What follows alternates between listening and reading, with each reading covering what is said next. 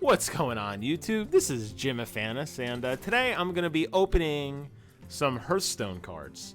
I got 10 whopping packs of cards to open today, and I figured it was time to open these up, one, because they're not doing me any good sitting in my inventory, and two, because I'm really starting to suck pretty bad.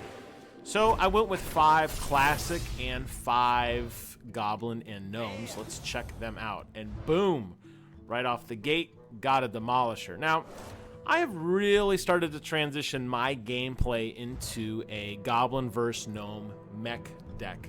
And I've been kicking around going just full mech, or maybe mech and pirate, just because I think it's kind of a funny combination.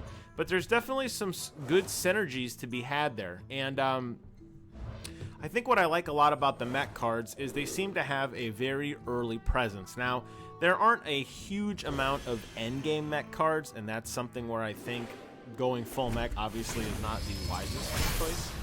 But I feel like a lot of players beat me early on with mech cards because they have synergies where, like, they cost less, or buffing other cards if you have one in your hand. And it's really hard to get, in my opinion at least, and this is just a novice Hearthstone player, it's really hard to get any other kind of synergy deck going that quickly.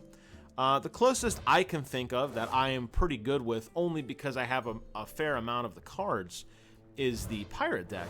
And the nice thing about the pirate deck, especially with a rogue, is although your first couple turns are kind of wasted, by turn 3, if you have a weapon out, your pirates can start getting charged.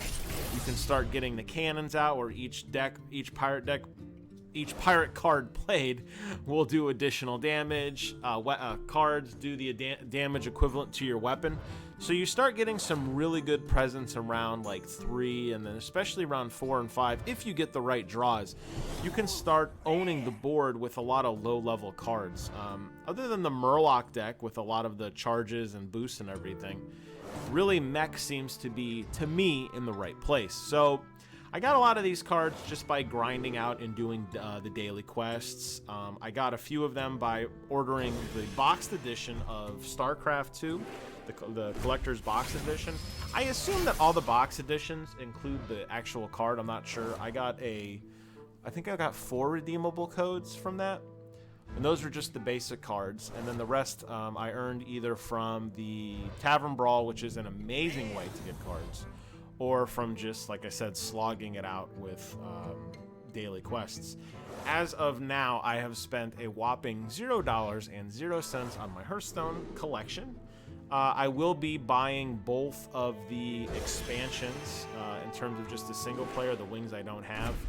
I always debate when I have gold if I want to try my hand in the arena again, but you know, when you draw a card like that and it's cool and it's rare and it's got the glowing blue around it, or the glowing, you know, purple, and it's an epic or something, that's really, really fun. And I'm in a place now where I have a pretty good amount of cards.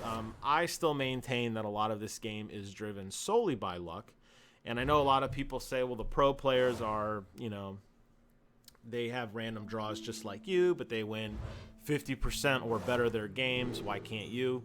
I don't know. I just can't seem to get a lot of good synergies going. There's a lot of cards that I need that I just don't get played at the right time. And for some reason, again, to me, it feels like a lot of the mech cards just seem to answer the mail. So I feel like there's a lot of presence there, and that's why I've been transitioning over to that. I won't be spending gold anymore on the regular decks. Obviously, I will still get them from Tavern Brawl as long as that continues. I don't foresee any other major Blizzard games coming out until, I guess, Overwatch. And when Overwatch comes out, I'm sure I got the collector's edition with that. But even the regular boxed edition, I believe, will come with another 3 or 4 regular decks. But outside of those 2 activities, I am solely transitioning my hard-earned gold into the Goblins vs. Gnomes expansion for the foreseeable future. I did get a few of the Argent Tournament and obviously League of Explorers coming on. I'll probably get into those eventually, but you know, I feel like you really need a pretty good set of cards in order to make that happen. I think just jumping in kind of like half-assed later on and like having 1 or 2 decent cards without any real synergies is really hurting my particular gameplay. And I feel like you really need synergies in this game to make it work. Very rarely do you get beat by a single card. I mean, I guess if like a druid busts all his mana orbs and mana regeneration and innervates and empty mana crystals and all that crap and the coin early, and he puts out like an 888 tree bark destroyer on like turn 4 or whatever, and you don't have a hard stop, yeah, then I guess you could say a single card is most likely going to kick your ass. But even with a small, a couple pirates on the board or a couple of the mech cards on the board, the synergies between them do seem to give you a pretty good advantage, at least if nothing else, of burning down an enemy, even if it costs most of your hand. But very rarely do I find, at least in the early rounds before round 5 or so, do I personally find that these like low-leveled, everybody gets a set kind of sets, I feel like they hold their weight pretty well up until then. Obviously, towards the end, Flame Strike is particularly devastating with a lot of low-level cards. Unless you have buff cards, like you have a raid leader or something that's giving everybody +1.